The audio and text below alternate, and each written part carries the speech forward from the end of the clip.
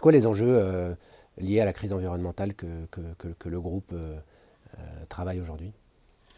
Alors peut-être, je dirais que nous, on a une mission, enfin on s'est donné une mission, c'est de construire, je dirais, un portefeuille de produits qui soit à la fois unique, innovant, et comme on est dans le food, qui soit, on a mis ça sous l'étiquette responsable. La responsabilité, ça veut dire à la fois en termes de nutrition, avoir des produits accessibles et bons nutritionnellement, c'est pour ça qu'on parle chez nous de snacks sains. Euh, et l'autre dimension, c'est de travailler sur la dimension de l'impact, hein, et c'est donc de le faire dans des conditions qui font on ne bouffe pas deux planètes par an. Historiquement, nous sommes dans le fromage, hein, et l'impact, je dirais, de l'industrie laitière est grande, hein. Donc, la RSE, ça ne s'est pas tellement construit pour la next gen, ça s'est fait très tôt dans le groupe Bell. D'abord parce que moi j'avais plusieurs soucis, et puis une proximité, on va dire, avec la nature qui est importante, hein. Donc quand je vous ai dit tout à l'heure, j'ai pu être moi-même, ça a fait partie en tout cas des axes que j'ai développés. Comment est-ce que ça a démarré tout ça? Et je ne sais pas si l'ordre a quelque chose à y voir. Ça a été un ensemble de choses, hein. Bon, la première dimension, c'est que moi j'avais cette préoccupation-là à titre personnel, hein. Je suis très inspiré par la nature, par son écosystème, par cette espèce de perfection et surtout cette dimension circulaire de la nature. Et j'ai vraiment imprimé la façon dont je dirigeais ce groupe fortement dans cette dimension écosystémique. Donc j'avais cette proximité-là, j'avais envie de construire un groupe qui était responsable. J'avais envie d'être fier de ce que l'on faisait. Bon.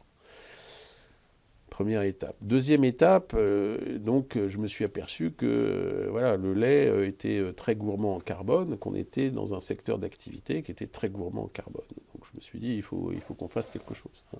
Le lait à lui seul, c'est 70% de notre empreinte carbone, hein, et le scope 3, c'est 96% de notre empreinte. Donc l'amont était quelque chose d'important, et j'y reviendrai si on a le temps. Ensuite, je me suis dit, au fond, les collaborateurs ont besoin de sens. Moi, j'en avais besoin. Je me suis dit, mes collaborateurs. Donc là, on est au tout début de mon arrivée. On est en 2002, 2003. Je me suis dit, au fond, comment est-ce que je peux faire. Enfin, qu'est-ce que je peux trouver pour qu'ils se lèvent le matin? Ils étaient très attachés à l'entreprise. Et je me disais, il faut que je trouve quelque chose qui fédère, et qui fédère aussi bien les Ukrainiens que les Américains, que les Coréens, que les Japonais, que les Français, etc. Et je me suis dit, au fond, cette dimension environnementale, cette dimension de responsabilité, c'est là-dessus que j'ai envie de construire les choses. Et puis, il y avait un point business. Et on a un portefeuille de grandes marques iconiques, Vache qui rit, Mini Babybel, Kiri, Boursin, Pompot. Certaines sont anciennes, hein, la Vache qui rit a plus de 100 ans d'âge, Mont-Blanc a plus de 100 ans d'âge, et je me suis dit, au fond, la technique fromagère consiste à faire une portion. Aujourd'hui, tout le monde sait le faire. Pas aussi bien qu'une vache qui rit, pas avec les mêmes matières premières, certainement. Mais au fond, tout le monde sait le faire. Et je me suis dit, au fond, si les marques distributeurs s'emparent de ce sujet de la responsabilité environnementale, elles vont vraiment avoir quelque chose que nous, enfin, si nous, on ne prend pas la main là-dessus, on est mort économiquement. On ne pourra pas justifier un premium de prix de 25% par rapport à une marque distributeur. La qualité ne suffira pas, hein.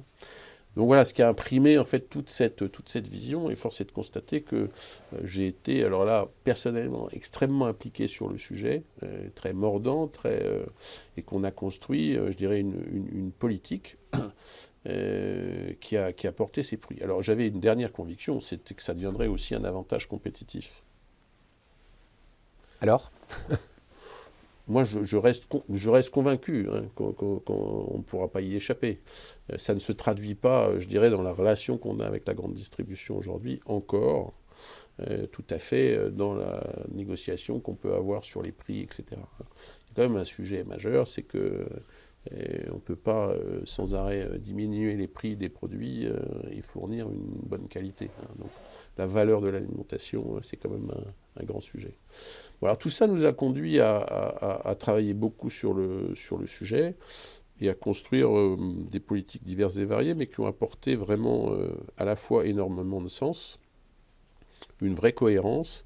Et on a construit un groupe où aujourd'hui toutes les décisions se prennent sur deux jambes, la jambe de la responsabilité et la jambe du profit. C'est intéressant, et enfin, la dernière décision que j'ai prise d'ailleurs, c'était de confier, on n'a plus de directeur financier chez Bell, on a un Chief Impact Officer qui a à la fois dans la main toute la RSE et toute la finance. Ce qui l'oblige à chaque fois qu'il prend une décision à arbitrer entre les deux, et c'est très intéressant. Donc la fonction a toujours été mise au CODIR, ou en tout cas très tôt au COMEX, donc elle a toujours été à très haut niveau, suivie de près par son dirigeant. On a revisité complètement notre approche sur le lait. On s'est mis autour d'une table avec nos éleveurs laitiers, qui sont quand même dans une grande détresse, en tout cas en France, pour se dire, ok, réimaginons tout ça en fonction des enjeux auxquels on était confrontés. Et puis on a co-construit un prix du lait avec des primes. Et ces primes, elles sont toutes orientées vers la décarbonation, donc vers la transformation de cette filière. Et ça, c'est vraiment ce qu'on adore faire. Là, c'est quoi le rôle de la famille dans cette démarche? Parce qu'en fait, ce qu'on dit souvent, c'est que les familles, elles ont plusieurs capitaux.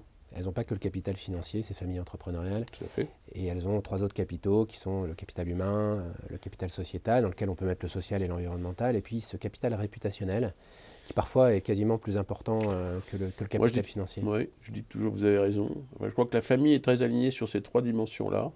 C'est une caractéristique de notre groupe. D'abord la réputation, je pense que c'est important. C'est un groupe qui a une très bonne réputation. Et je pense que la famille a toujours défendu bec et ongle cette réputation. Dans le rôle de gardien des valeurs de la famille, cette dimension de faire ce que l'on dit, de dire ce que l'on fait, de jamais dépasser la ligne jaune, etc., c'est vraiment quelque chose qui est surveillé de très près, à la fois par les dirigeants familiaux, mais aussi par la famille. Vous savez, la famille, pour moi, c'est un peu comme un conseil d'administration. J'ai la chance de pouvoir présider une autre maison qui est la maison Citeo, ex-éco-emballage. Et la première chose que j'ai dit à mon board, c'est que le board, il est au service. Il doit bien évidemment élaborer une stratégie et veiller à sa bonne exécution, mais il est au service des dirigeants pour leur donner les moyens de réussir. La famille, c'est pareil. Et quand je vous dis tout à l'heure, j'ai eu la chance d'avoir une famille qui m'a foutu la paix, c'est un peu sévère. C'est plus que ça, au fond. Ils m'ont permis de réussir. Ils m'ont accompagné, ils m'ont compris, ils ont... Alors... c'est un travail de communication, mais encore une fois, on ne peut pas se battre contre des valeurs qui sont imprimées dans le plus profond de l'ADN familial. Donc cette dimension réputationnelle, elle est très importante, elle est surveillée de près. Et je dis toujours, on a le droit de se tromper chez Bell, mais pas de tricher. Donc voilà, ni de tricher en termes de comportement, ni de tricher avec la loi. Donc ça, c'est la réputation. Les autres points, c'était... Non, alors je vous parlais des différents capitaux. Oui, les différents capitaux. Donc sociétal pour le social et l'environnemental. Sociétal et environnemental, là encore, cette politique, elle a été adoubée par la famille. Le lait, c'est 50% de nos coûts. Quand on se met d'accord avec nos producteurs de lait en leur disant, vous savez quoi, définissons ensemble le prix qui vous permette de vivre correctement, on ponctionne les résultats. Si la famille n'est pas derrière pour dire « Ok, on est d'accord sur ce principe », le principe de la responsabilité du profit, ça veut dire que ce n'est pas que le profit. Bon, la famille, le profit, c'est ses dividendes. Donc voilà, toutes ces valeurs-là, tous ces grands moves, toutes ces grandes décisions que j'ai pu prendre, elles ont été accompagnées par la famille et c'est très important. Elle reste avant tout, pour moi, la gardienne de ce type de valeurs. Est-ce que la famille, elle est impliquée dans des démarches sociétales, philanthropiques Fondation. Et qu'est-ce qu'elle y fait aujourd'hui qui peut construire aussi son capital réputationnel?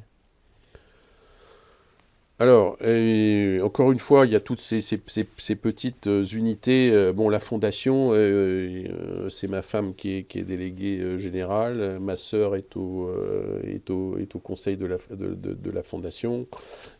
Moi, je la préside. Voilà. Enfin, encore une fois, cette idée de fondation, c'était une idée de ma part en se disant, au fond, la responsabilité d'une entreprise, elle se situe où? Moi, j'ai toujours eu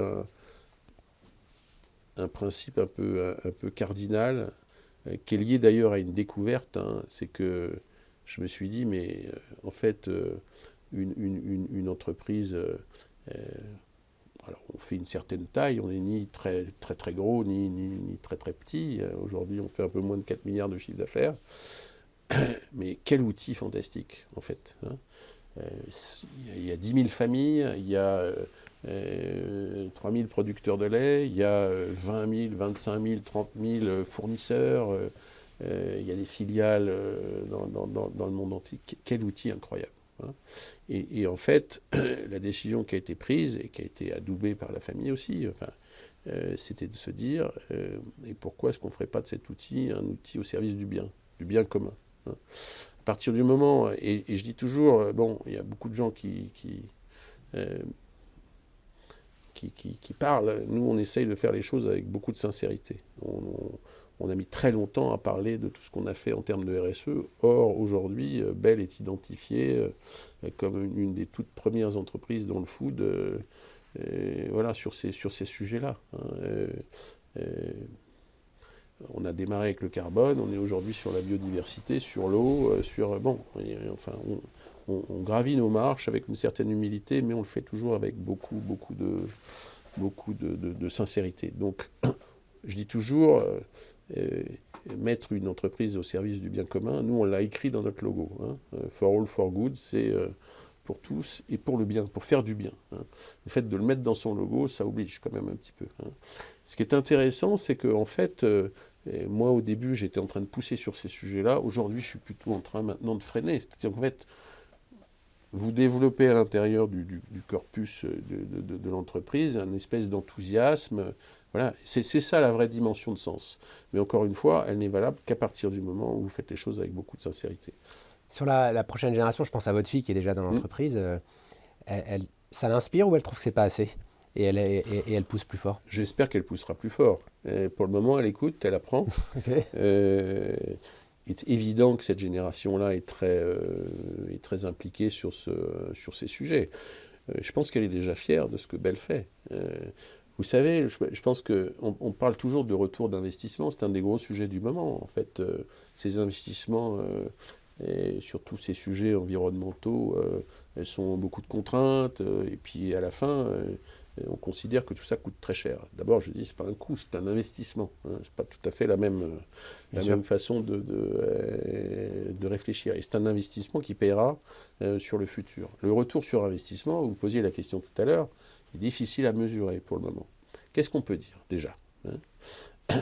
D'abord, on a cette adhésion, espèce de fierté à travailler dans le groupe, c'est de la rétention.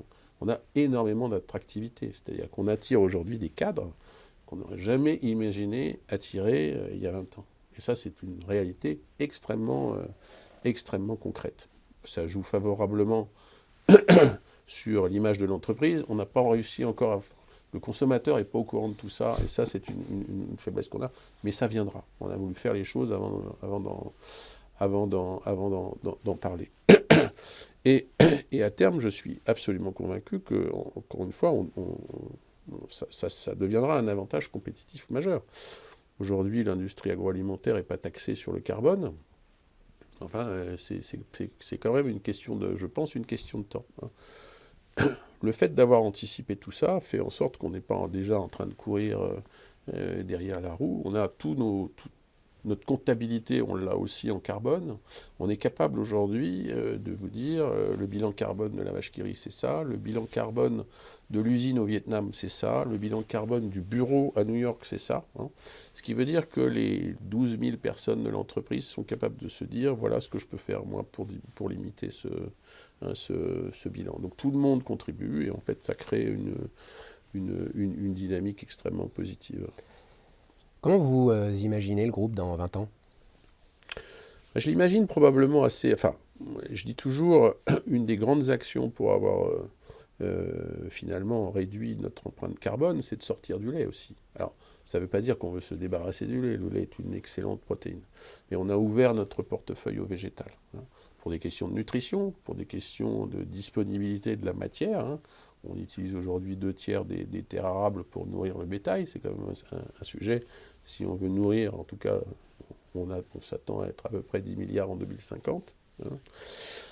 Donc, je pense que en partant sur le végétal, on a ouvert un champ des possibles qui est considérable. Okay. Là où on était un peu limité dans les produits fromagers, au fond, ce que je dis à la maison aujourd'hui, c'est que nous ne sommes plus des fromagers, nous fabriquons, nous inventons, nous travaillons sur des recettes pour faire des snacks sains.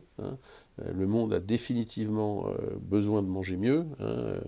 Il y a d'abord beaucoup de gens qui n'ont rien à bouffer, un peu plus d'1 milliard, et un autre milliard, voire 2 milliards qui mangent très mal. Donc je pense que les possibilités de croissance sont très très importantes. Donc il faut persévérer dans le fruit et peut-être s'ouvrir sur d'autres domaines. En tout cas, je pense que dans les 10 ans à venir, franchement, il y a des choses qui vont se passer. Ouais. On a une dernière question qu'on pose traditionnellement à nos invités, c'est si votre entreprise familiale était un membre de la famille, quel serait-il ou quelle serait-elle? Un homme, une femme, et de quelle génération? Alors ça serait sûrement, je pense, une femme.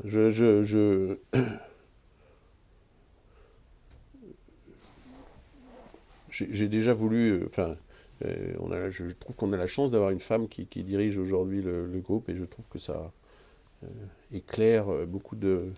Voilà, c'est quelque chose de différent, c'est un management différent, c'est une vision des choses différentes. Donc ça serait une femme, probablement. Alors évidemment, je suis un chef d'entreprise familiale, donc vous savez que quand j'ai démarré, je me suis dit mon seul job, c'est de remettre une brique ou deux supplémentaires et puis de transmettre. Donc probablement, ça serait forcément de la famille, peut-être une petite fille, ce qui nous rallonge un peu dans le temps. Et puis un profil qui soit un profil curieux. Moi j'aime beaucoup la curiosité, l'humilité, la créativité. Donc voilà, plutôt un profil instinctif, je les aime bien ceux-là. Génial. Antoine, on arrive à la fin de cette émission. Merci d'être venu nous voir sur Génération Impact. Et je vous remercie de votre écoute. J'en profite pour remercier toutes les équipes techniques et de réalisation de cette émission. Et on vous dit à bientôt sur une prochaine émission de Génération Impact.